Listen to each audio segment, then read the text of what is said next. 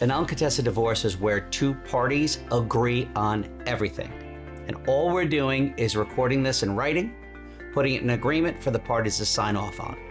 If you are not agreeing on everything and you're at an impasse on even one issue, you have a contested divorce.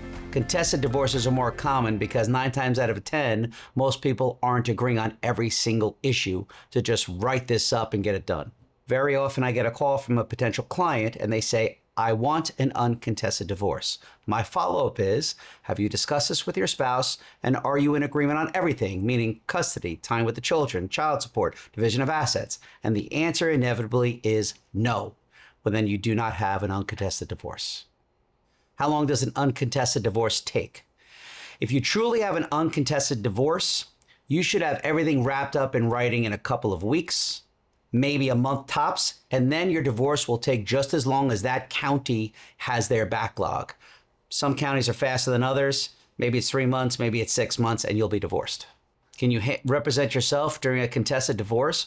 You can, but would you represent yourself if you were accused of a crime? To quote Abraham Lincoln, a person who represents themselves has a fool for a client. And in contested divorces, it's even more important. You're talking about financial discovery, reading bank statements, which seems simple, but do you know how to read a tax return? How about if your spouse has a business? Do you know how to read their financials? How about having the business appraised? How about set-offs with pensions?